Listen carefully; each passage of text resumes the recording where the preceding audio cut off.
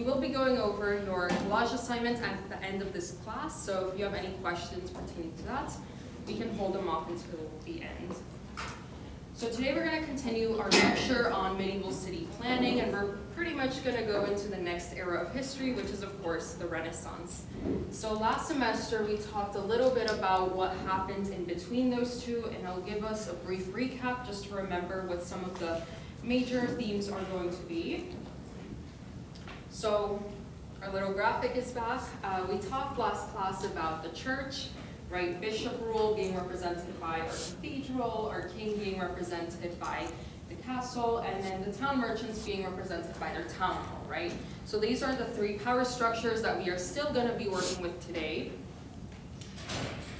And then the other thing we talked about were the radial, linear, Roman grid, and Bastide city planning. So also recall those for today because we'll be looking at some of those same patterns. Now, this is the system largely for around 500 years or so. Feudalism, right? So it relies on the bottom up and then the top back down. So if you are a serf, you work the land, you raise the cattle, the sheep. You then take that food and you move it up into this pyramid. And then in exchange, you receive protection, right? You receive a status as part of a kingdom, as a citizen or a subject, and so forth. So when we have our 1350 bubonic plague, that triangle pretty much gets destroyed because your whole bottom tier of people that are supposed to be working the land are no longer there, right? And we also begin to have people missing in every other tier as well. And so that feudal system collapses, right? But what we have outside of this system is going to be our independent towns and merchants, right? So because the feudal system relies on population and population growth, it did take quite a while for them to recover from the Black Plague because you then have to repopulate enough people to fill up that 1/3 of people that passed away and have them grow up and have children of their own to start remaking your serfs down at the bottom here. But the town merchants don't really have to worry about that because they are completely independent and they don't rely on any other level, right? They're just relying on themselves, their family, and their trade routes.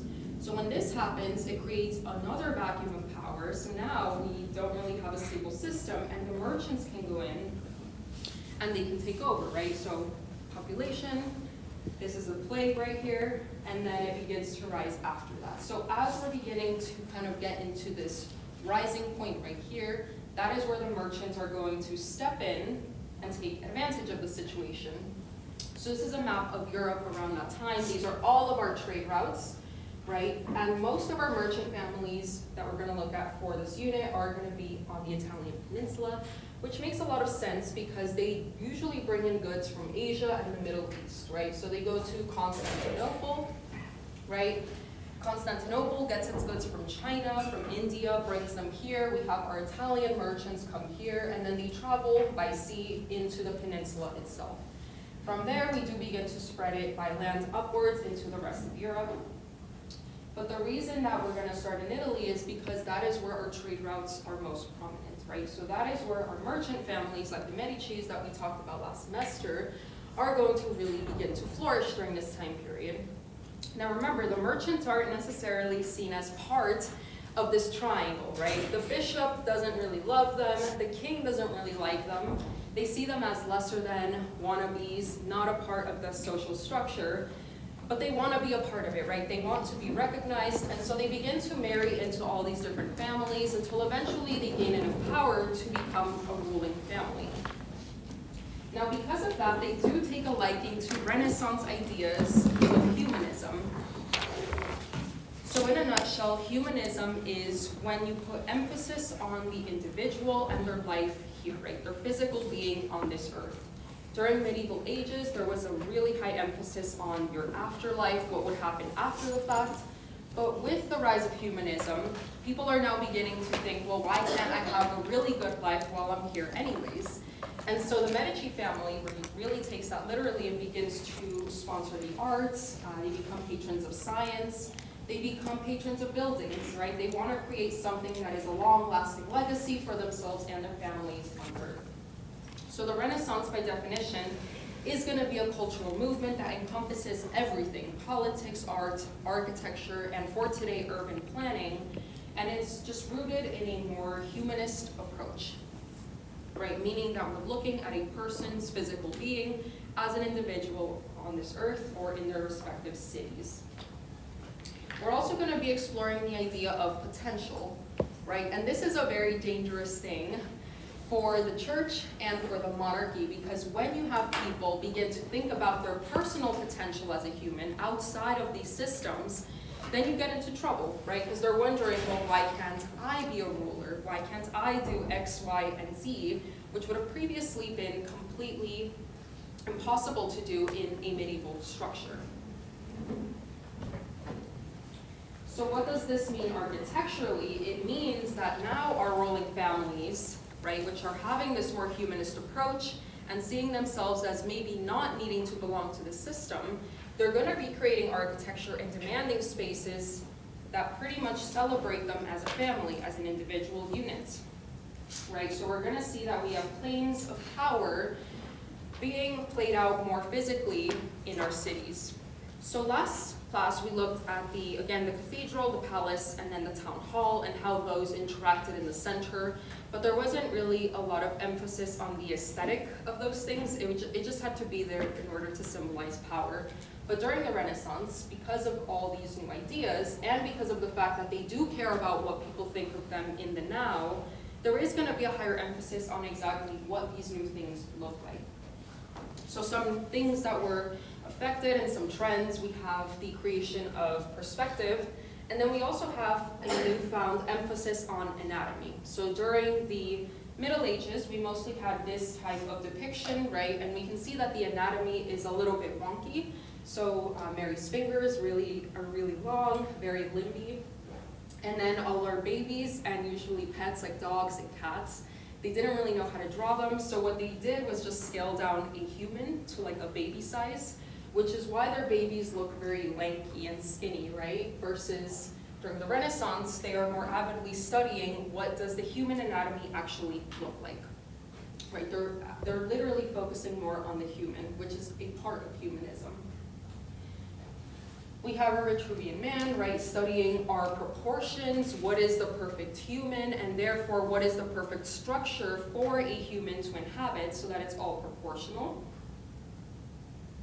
And then we also have new intellectual ideas, right? Telescope, microscope, printing press, new ways of looking at life. We need to have new tools to study all of these things. So our Renaissance planning is going to be a mixture of harmony, proportion, and symmetry, right? They're going to be really emphasizing these three things. Harmony, because you have to make sure that everything kind of works with each other. Symmetry, because it has to look pretty perfect. And if we think about medieval planning, it's very asymmetrical, right? They didn't really care that the tower was lopsided or that one side of the cathedral was taller. But during the Renaissance, they do remedy that because they have a high emphasis on proportions now. So what begins to happen during this time period is we do get these new structures, right? So the new one that we're going to be looking at today is going to be our palazzo. Sorry, this is incorrectly labeled. This is going to be our town hall. The next one is the palazzo. But I do want us to keep the town hall in our minds for today because we will be seeing several of them. This is the one in Florence, right? So we can see it did have a couple of plaza expansions, right, to create more of a space. Because these are new merchant cities, they do need a place to hold elections. So once again, the 5 parts of our town hall, just so you guys remember them for this course, are going to be our tower, right, our plaza where people can vote, our second floor window where we mark where the assembly is being held, and then you have a balcony or a stair, or sometimes both. And that's where your different candidates are going to step out, right? So they would step out in this case onto the balcony, and then the people down here just have to make noise, and whoever received the most noise was going to win that election. That is how it worked during this time period. And then we have the emergence of our palazzo. So the palazzo is, in simple definition, just a city palace. right? And the reason that our merchant families needed to have it in the city is because their business depends on being in the city, right? So they favored this over country estates or palaces that were out away from the city because they can't run their business from there, right? They literally rely on the townspeople. So they built this really nice, glorious family palace in the heart of these cities, which was previously unheard of, right? Prior to this, we just had castles, which were more fortification, more about safety, but palazzos are more about showing off, right? And that is the new idea that we introduced in the Renaissance, displaying your wealth and displaying your power on that urban grid. So if you ever want to identify it for the purposes of urban planning, it is going to be our square donut shape, right? It's usually going to take up an entire block or a big chunk of an existing block. And then it's going to have a courtyard in the center, maybe some gardens, but generally it's going to be that donut shape that you want to look for. So what does seeing them on an urban grid actually mean for this class? It means that power is going to begin to consolidate, right? To build one of these things, you need a ton of money. And to get money, you have to be a very powerful merchant family. So over time, right, you might have started with 10 merchant families in a city. They're going to begin to either take over each other's families by marrying into them and consolidating, or they're just going to take them out by assassinating them. So eventually, right, there can only be one big ruling family, and that is what we begin to see during the Renaissance, right? So now it's not just an oligarchy, it's just a singular family, but they're not yet royals, right? So there is a distinction to be made there, and architecturally their distinction is going to be that they prefer the palazzo over the castle. The other thing to note is that palazzos do not have towers, okay? The castle has a tower, but not the palazzo, because at this point the tower is seen as outdated, and it's seen as a very kind of bloody artifact to have on your buildings. Why? Because towers are where you defend yourself, right? This is where you shoot people from, where you pour boiling water and oil down at people, so they don't really want to be associated with all that, violence. So instead they're going to go for a more nice, humanist, and civilized look to their palaces by using Renaissance ideas. So this is Palazzo Rucellai from La Semestre, right? And notice that it is a very nice Renaissance facade, very nicely finished, compared to what would have been more of the medieval structure where they just punch in fenestrations anywhere they see fit. They are now thinking about proportion, the symmetry, the harmony of how all these things are coming together. And as far as urban planning goes, we did look at La Semestre, how they detached their loggia in this case, and they put it over here. So prior to the construction of this, our city block would have originally been a huge triangle piece, right? But because this palazzo happens to be on a very narrow street, you can't really appreciate it from back here. So instead, the family decided to carve that away and form this newfound square, or triangle-shaped square right here.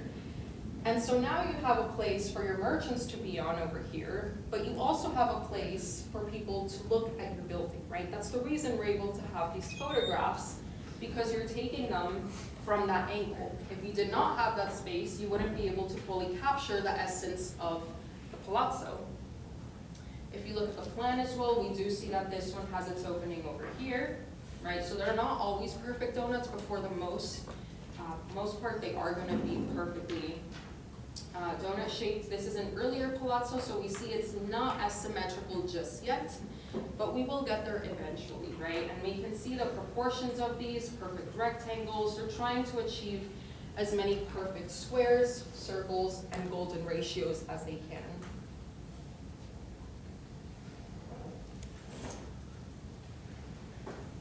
So there's that loggia, right? And this is where they would have set up their business. And it's also a way of them showing that they are generous enough to give back to the city, because something like this is a luxury in a medieval grid where it is very tight, it's very dark, it's very gritty. So opening up this space to have some sunlight in the city is a huge asset to its people, and if you're the one doing that, you're going to be very well received, right? And that's going to give you more power. So if you happen to assassinate a rival, people aren't really going to be mad at you, because you're the better of the two, so they're going to support you in your endeavors. So we talked about the Renaissance beginning in Florence architecturally, right, down to the building scale. But when it comes to urban planning, it actually began in Rome. So Rome at this time was in a very, very, very bad state. This is generally what it looks like. It's a reconstruction, but you can see that this is one of the ancient forums, right? This is probably like Augustus or Caesar's Forum. And you can see that people are building their homes and they have their little props right on the ruins of all of these grand Roman structures. So there isn't really a lot of care for what is there. It's a very dangerous city to live in, lots of robbers, and there really isn't a central power authority because the Pope is kind of in his own world in the Vatican. So Rome itself, the city itself, is kind of abandoned. People don't take too much care of it. And it has been 1,000 years at this point since Rome fell. And because Rome is the one that took care of the roads, the aqueducts, making sure that all of these forums were nice and clean, and now we don't have anyone to do that, well, Rome pretty much falls apart, right? The roads are no longer paved. They don't really have any water. They have a singular aqueduct. I think at some point Rome itself had 5, but over time they eroded, they fell apart, something happened, right? If you wanted to take out a city, you could also just blast out their aqueducts, and that would make sure that they didn't have water and they would surrender. So Rome is down to its very last aqueduct at this point. Very sad state for the city. So we have our first humanist pope, right? Pope Nicholas V. And the reason that we call him our first humanist pope is because he pays attention to the infrastructure, right? No one else up until this point, no pope had ever put emphasis or cared enough about the city to do this. Because again, they were in their own kind of bubble in the Vatican, and that's all they cared about. But Pope Nicholas V has this new idea that if you improve the infrastructure of the city, you're going to bring in more money into the city and the Vatican, and you're also going to bring in more people, more merchants, more pilgrims. So overall, it's a win-win situation. He will also consolidate his power, and his family will be looked upon favorably if he does this, right? So when he's appointing the next pope, or if he passes away, people will be more likely to appoint one of his nephews, one of the cardinals that's in his family, to become the next pope, right? So to have a pope in your family at this time is huge, and they typically do come from those ruling merchant families. So here's a map of Rome at the time in the late medieval, sort of Renaissance era. This is for pilgrims, right? So we can tell it's for pilgrims because they do have religious motifs here and there, right? We see the Roman wall. So at this point, I think you guys can see that this was a radial city of sorts, right? With its rounded wall over here, very few entrances for fortifications.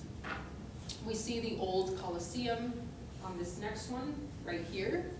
And then we have all of these little sites sort of sprinkled throughout Rome. Remember that Rome is where the Christian religion became official, right? Constantine started building his little churches all around Rome, and eventually they became very large churches, very nice churches, but all the original ones are here.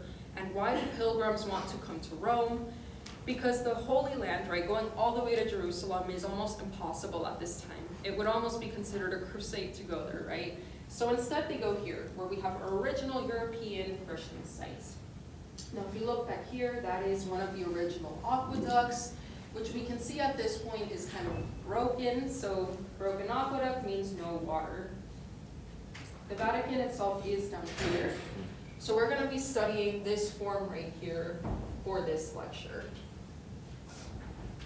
Okay. Now if you look more closely, we do have this sort of castle-looking thing right here that they use as a defense tower.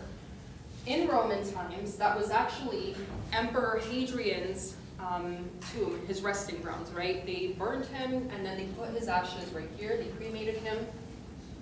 But during the Middle Ages, the Pope sees that this is actually a very nicely constructed piece, and so he adopts it as the entrance into the Vatican. Okay?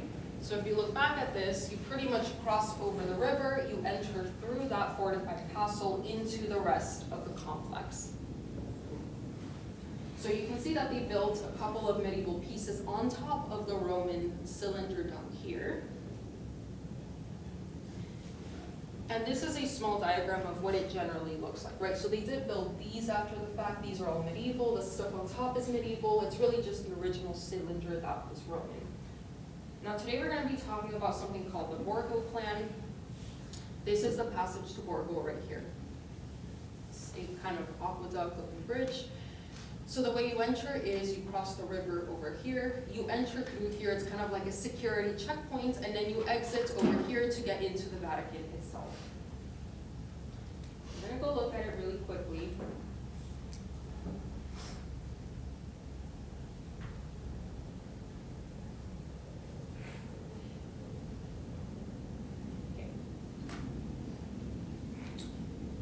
You can see it right here a little bit, right? So you would pretty much get to Rome, you would cross over this bridge, which is thousands and thousands of years old. You would enter in here, and then you would exit through that bridge we see over there. Now from the shape of this, we are going to learn about something new called a bastion, right? So you eventually get into the Vatican through here, and that is Old St. Peter's. But if we begin to look at the walls around the Vatican itself, right? So let's follow this wall right here, goes all the way around over here, and then you can see it kind of continue over here, right? Eventually we get here, right? So this is an older wall, we can assume. They rebuilt it over here.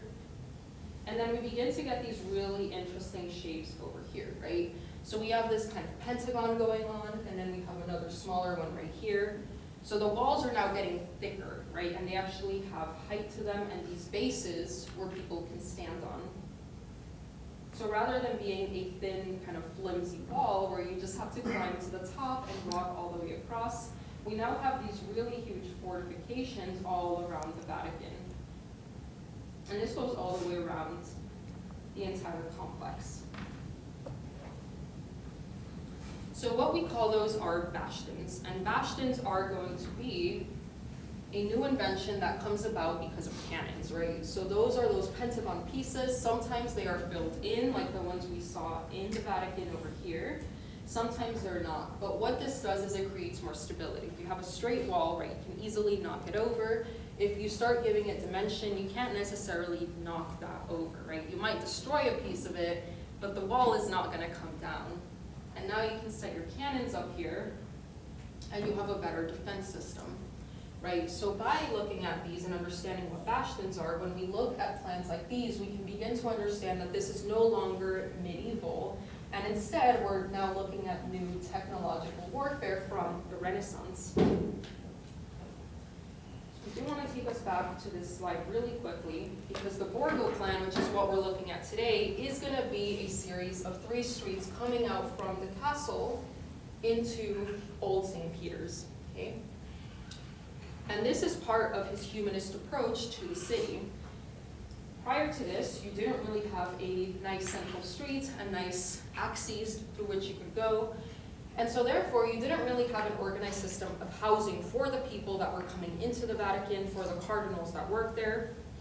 But by carving out these streets, which in bird's eye would have looked like this, right? Very linear and very straightforward.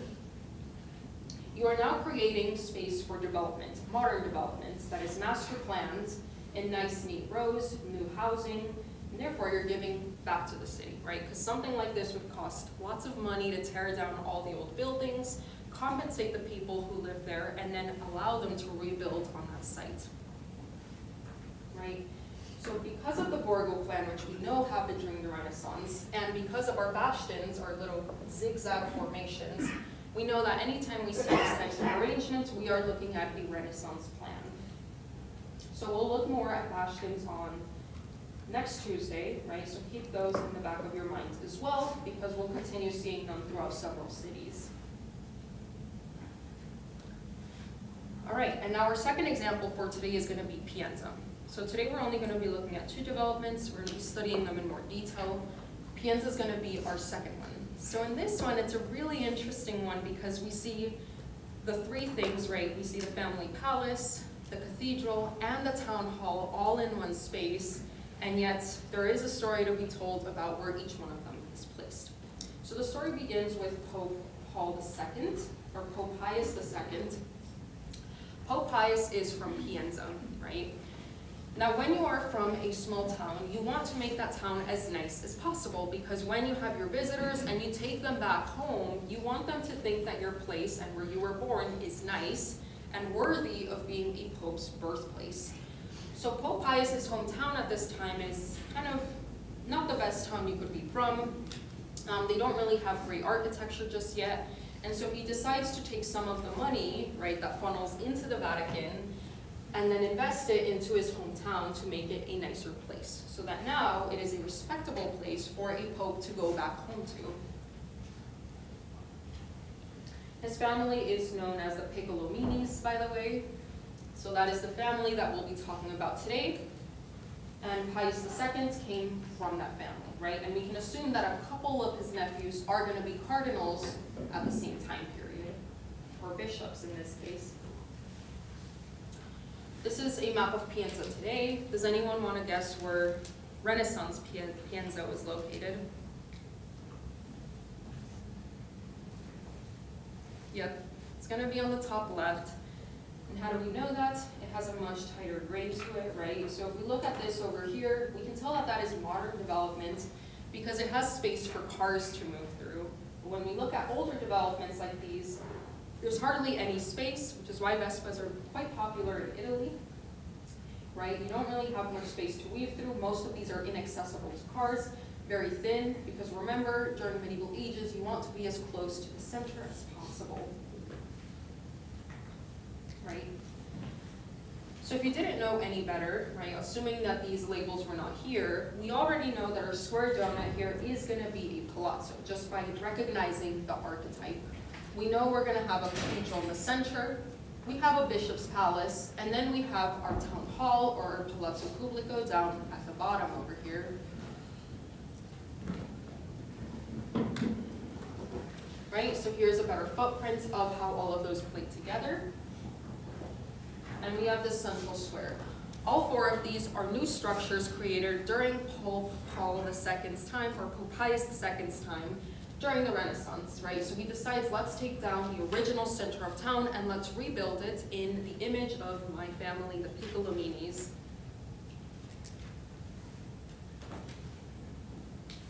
Here's another view where we see the floor plans, and again, we can see how the Renaissance is beginning to influence the architecture, right? We have these nicely proportioned spaces, harmony, right? Perfect squares, rectangles more or less, courtyards, openings.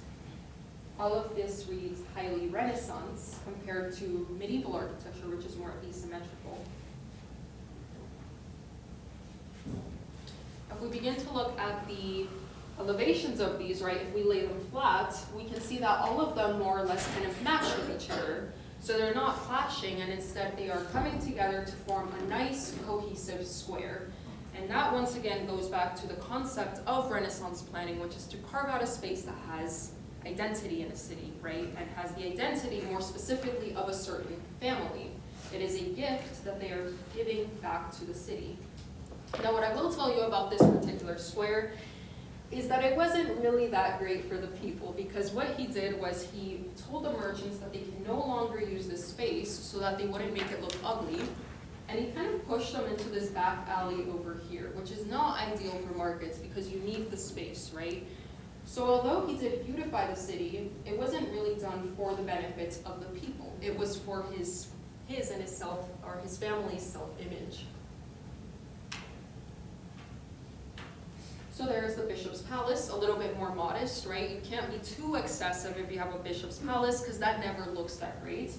But regardless, it is a nice structure, right? It has some proportion to it, and it's a whole lot better than the one that used to be there.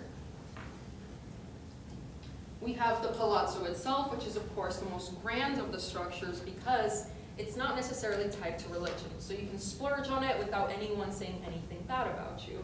So we have our nice rusticated base, our piano nobles up on top.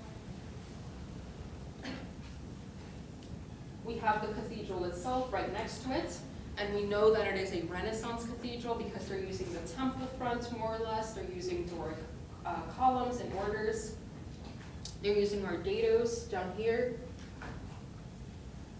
right? So just by that, we know that this square was built during the Renaissance. And lastly, we have our Palazzo Pubblico on the other side of the street. What do you guys notice is missing from the Palazzo Pubblico in Pienza?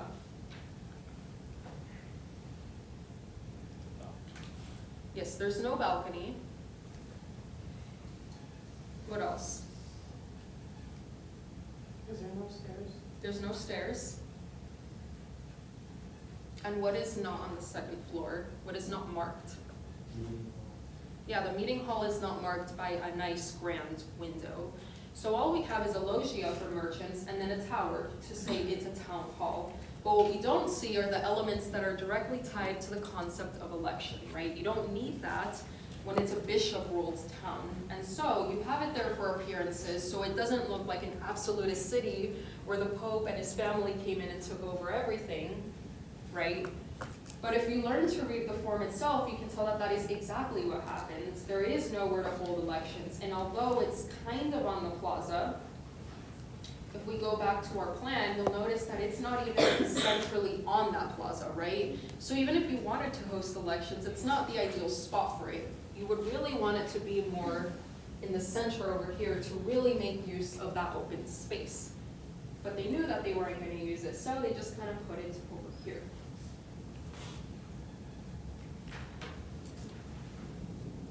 Now the second thing I want to show you is the curvature of that street. You will notice that the street over here just kind of curved. So with all this power that the Pope had and these huge, construction projects, he could have very well created a nice straight street that cut through this fabric and connected nicely over here, because that is what most popes would have done.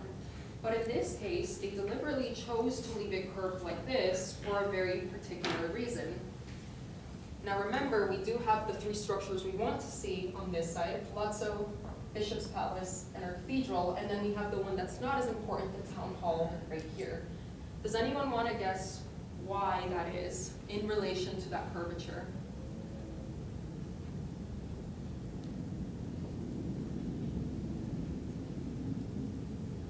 All right, so we're going to take a look at why they did it. We see what that looks like as you approach, right? So as we're coming into the square, what do we see smack in the center right there? We see the palazzo being framed by the street in this case. So first, the reason it has that curvature is so that the palazzo being on the outer curve can, nicely be shined or framed in this nice public view.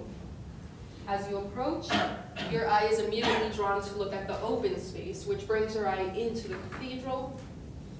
Or if you were approaching from that other side, right, if we were coming in from this side, your eye would be drawn to the Bishop's Palace. But what is your eye not drawn to in this case because of the curvature? Yeah, we don't really see the town hall because it's so, out of our eyes way. It's not nicely framed. It's just kind of on that inner side right here. And as we travel, our direction at no point ever really faces the town hall. Had the town hall been here, we would have nicely seen it be framed coming in from this side. But because it's put on the interior of that curve, the curvature of the street itself is used as a device to kind of ignore the Palazzo Pubblico and therefore diminish its power. So the market is now held back here in this alley, right? Which when you have this really nice space over here, doesn't really make all that much sense. But once again, the Renaissance was about your public image, and you did not want a bunch of merchants blocking the way to your new beautiful buildings, right? You wanted to have a nice open plaza instead. So although it's a gift to the city, in some sense, it's also kind of a curse to the city because you're now taking away their space and you're taking away their right to have elections.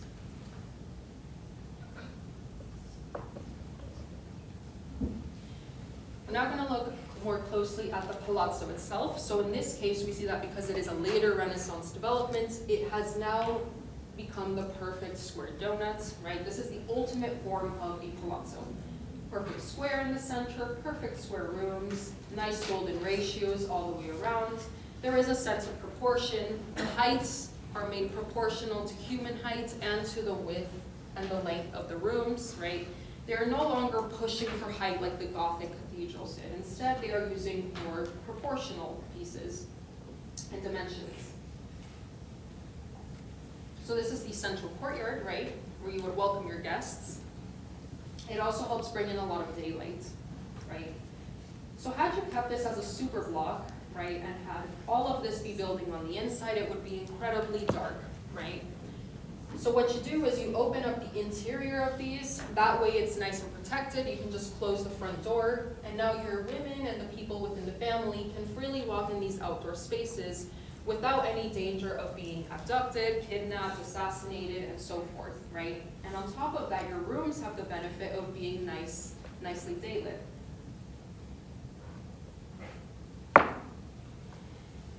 Now in the back of it, you'll notice that all of this was built up, right? This is sort of located on a cliff, and because there was not enough space, what they did was build up all of these, right? The Bishop's Palace, the cathedral, and the palazzo itself, which is a lot of work, it's a lot of money, a lot of labor to move that much earth into that space. So that, once again, tells us that there was a considerable amount of wealth being used here, a considerable amount of influence, right? And then it also tells us what their plan was, because they could have very easily pushed the cathedral into that square, right? And that way they didn't have to build up all this excess over here, but they decided to push it back on purpose, to create a square to frame the rest of these. If you had not left that square, you would not have that really nice three-quarter view, or three-quarter view when you came in from those streets. Now back here we do see the loggia, right? If you recall, in the other palazzos, the loggia was usually located on the front over here, right? So the merchants could open up their businesses, conduct business on the front streets, and then live on the backside. But in this case, they put their loggia on the back. So this tells us that now this merchant family doesn't really depend as much on commerce. Or it also tells us that their commerce is being conducted on a much larger scale. Remember, they now have a pope in the family, cardinals, a bishop, so they have a considerable amount of wealth that does not necessarily come from trading. So therefore, the loggia is kind of removed, enclosed, it doesn't really exist on the front anymore, and instead they put it on the back. And we see that it's transformed into a sort of viewing balcony. It is now a loggia for pleasure rather than business.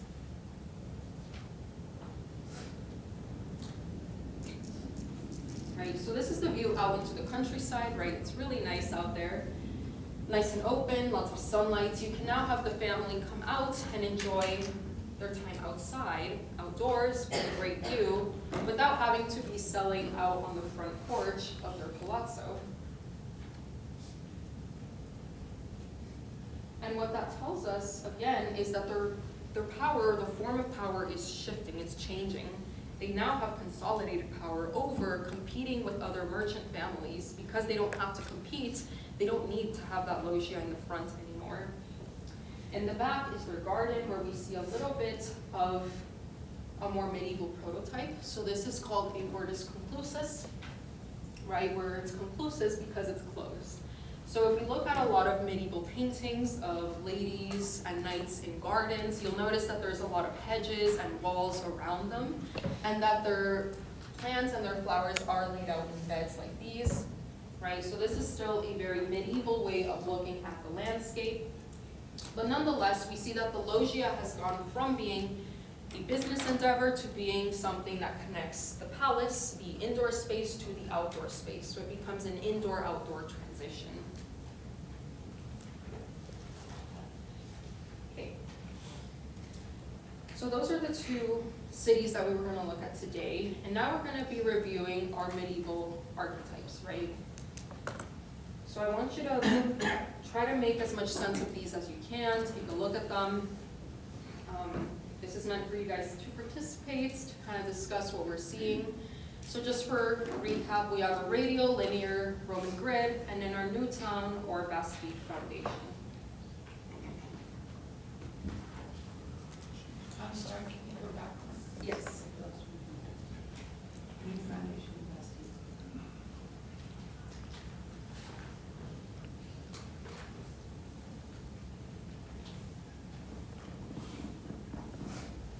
All right, so this is the city of Milan. What time period do you guys think this map is from? 1,000 to 1,000. 1,000 to 1,200. Part of it is. Any other guesses?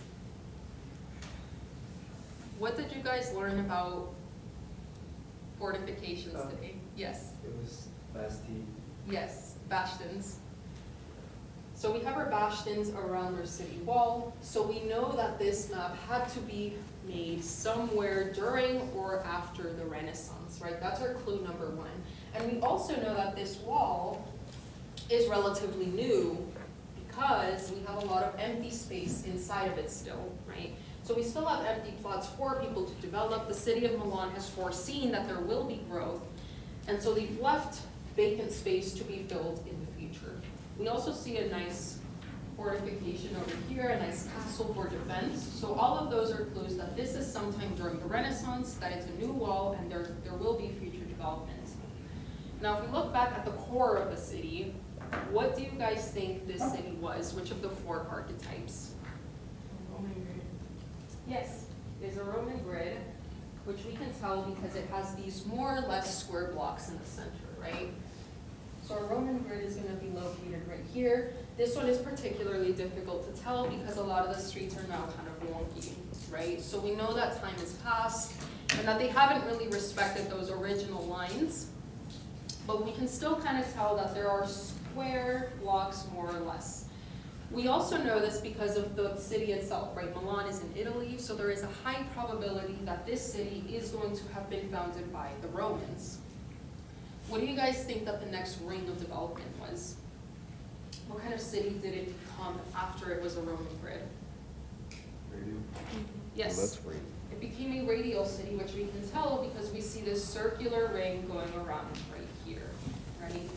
And as they began to sort of build off of that grid and modify the grid, we can see that the curvature of these streets aligns to those radial lines to make the way into the center a bit easier for the people on the peripheries of that new radial city, right? So this one right here we see is also quite prominent.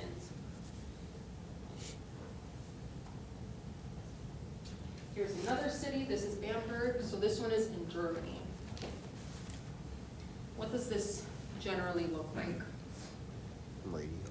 Yes, this is also a radial city, right? So we can tell because it's more or less circular, right? We have some city walls that are going to be rounded.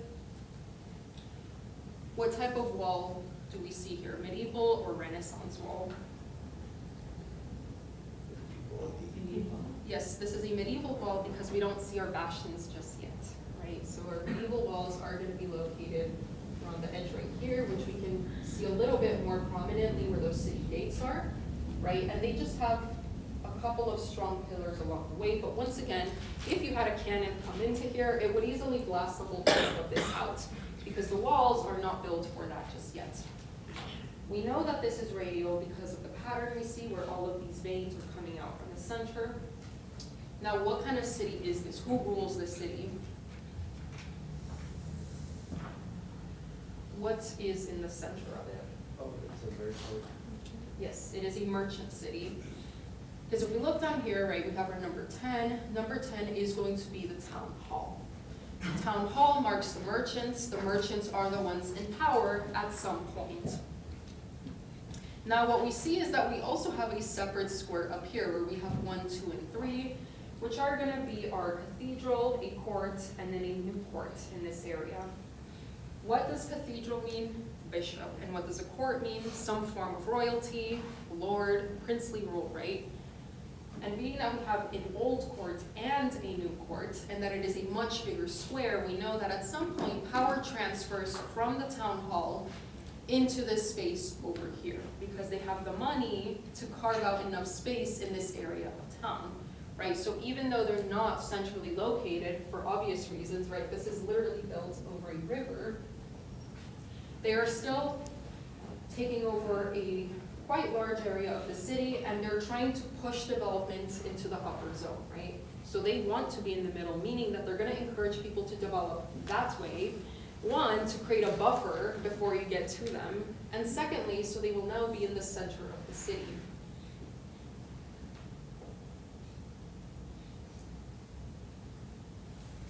Right, so this is another one. This is a very obvious one, but first, what time period is this from, at least? Renaissance, because we see our bastions, right? And then what type of city development is this? It is a linear city planning, right? Now this one in particular is interesting. What do you notice about it that is a little bit different from the traditional linear city? Grid. Yes, it has a grid to it. It's much more neatly developed. And what does that tell us? When there is a nice organization to a town from the very beginning. It's a master. Yes. Yes, it's master planned, meaning that there was some central form of authority that oversaw that.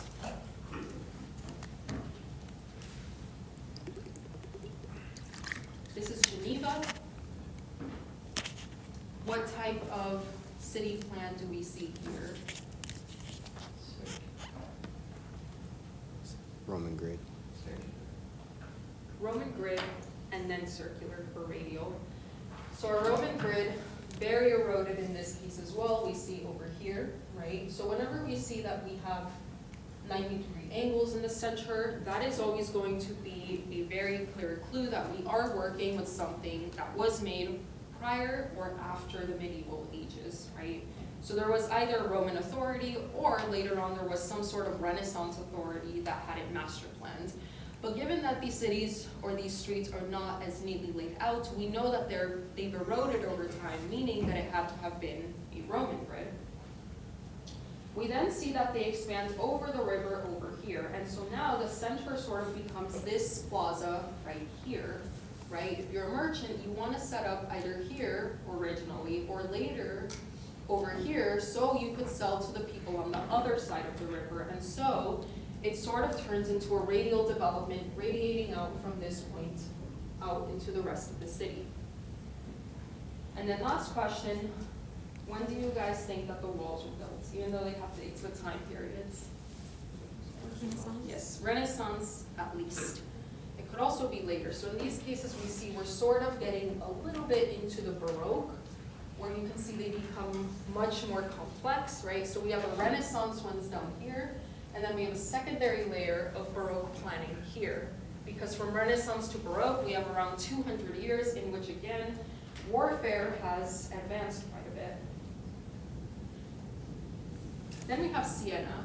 Siena is a bit of a one-off type of city grid, but nonetheless, we can see two types of patterns here.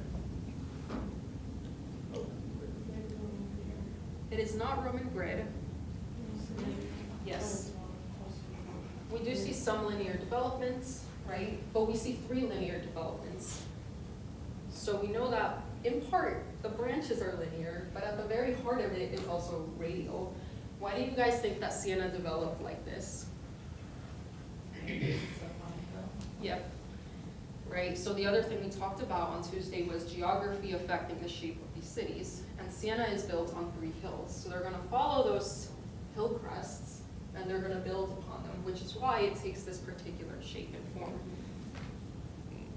We also see our opening right here, right? Who do you think rules Siena?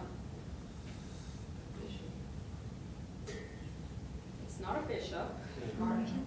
It's not a cardinal, because we see the church is off to the side over here, right? So we know because the church isn't in the center, it will not be a religious authority, just yet at least. Merchants. It will be a merchant. The easiest way to know it's merchant is you don't have some kind of Latin cross, and then you also don't have a castle, a squardona, or anything that's that prominent. Town halls are usually a little bit more low-key, and we do know from last semester that the town hall for Siena is located inside of that square.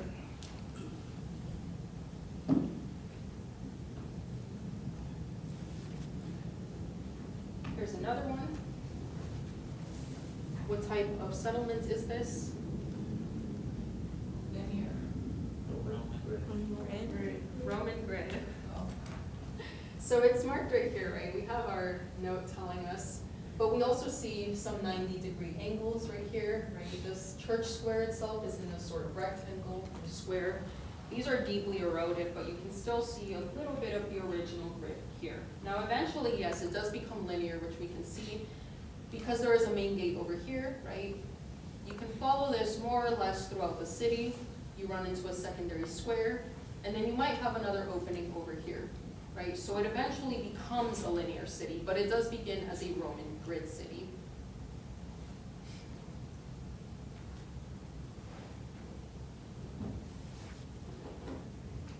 What kind of city do you guys think this one is?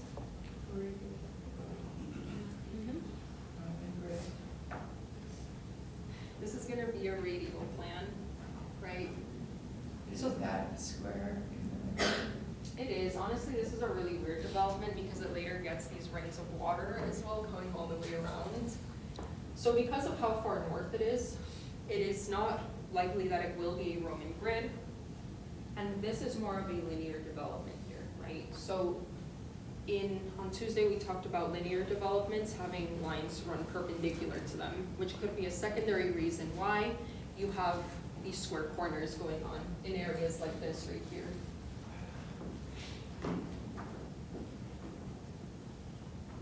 And then the walls are, of course, going to be at the least Renaissance, at the most Baroque. Okay. So now we're going to talk about your actual assignment since we have a couple of minutes. So I posted it here if you have not seen this. City sign up is right here. Right? It looks like most of you have chosen a city, but there are still a lot of empty slots. You can do preliminary research on a couple of them before you decide. Then there is a reference text right here that I did want to show you. You just need your UNLV account to get into it.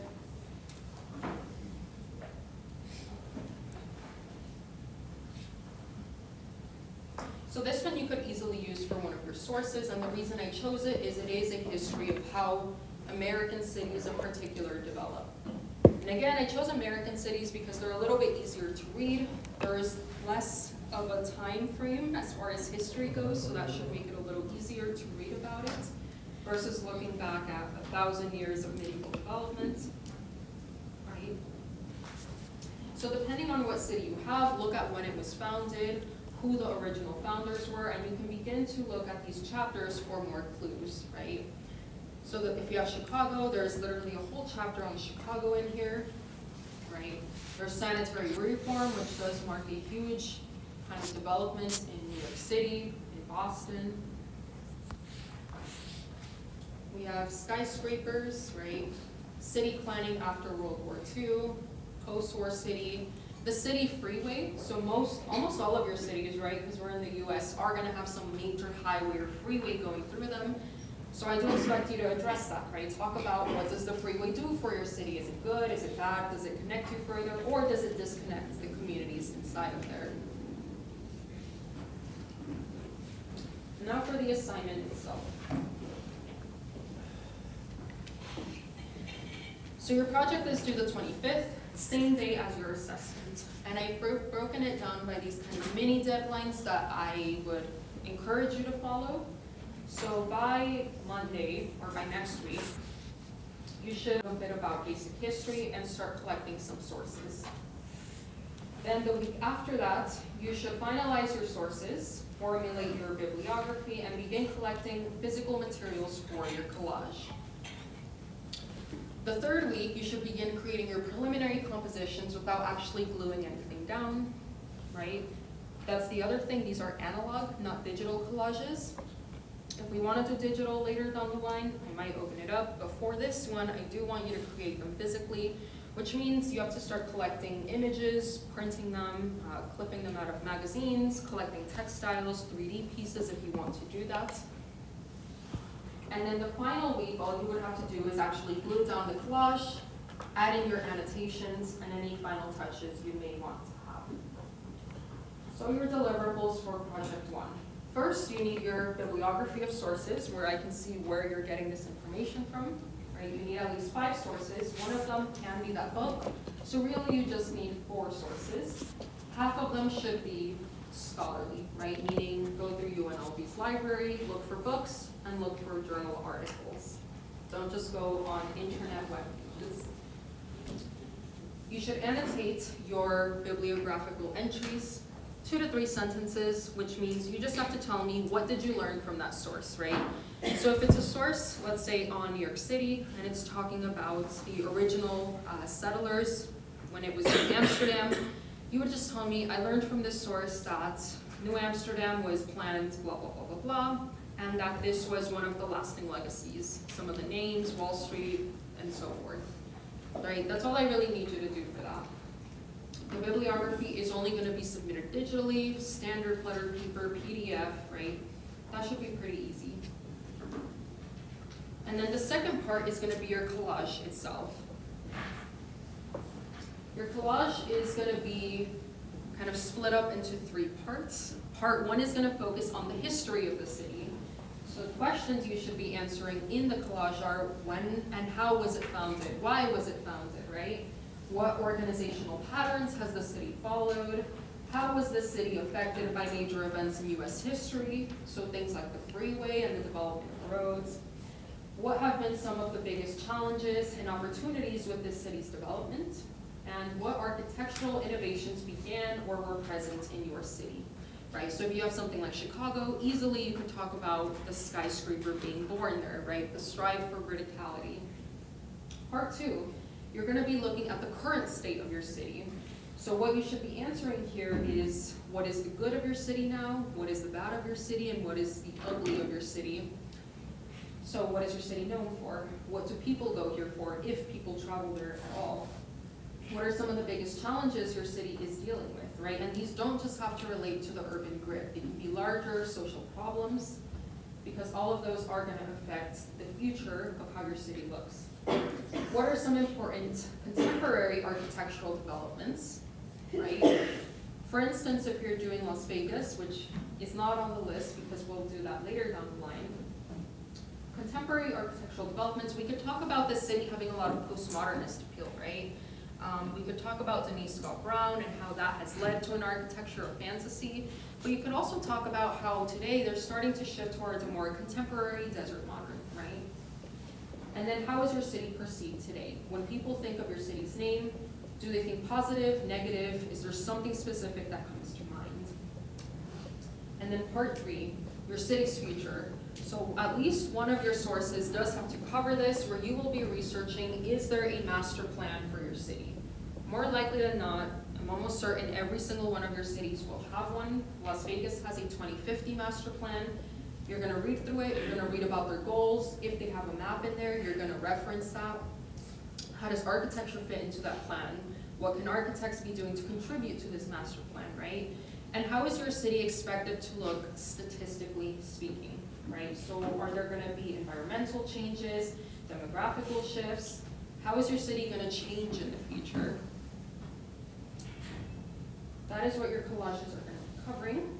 And then for the format of it, so again, your bibliography is standard 8.5 by 11, but what matters here is your collage. So you're gonna be using a 24 by 19 Bristol sheet, which you will trim down to 18 inches, right? So your final dimensions will be 24 by 18. You do not have to use Bristol. I just recommend it because it's a cheap alternative. They sell it in bulk. So if you want to share with some of your classmates, you can just split the cost of a Bristol pad. But you can also do other materials if you want to do chipboard, if you want to do corkboard, if you want to do acrylic, you can get creative with it.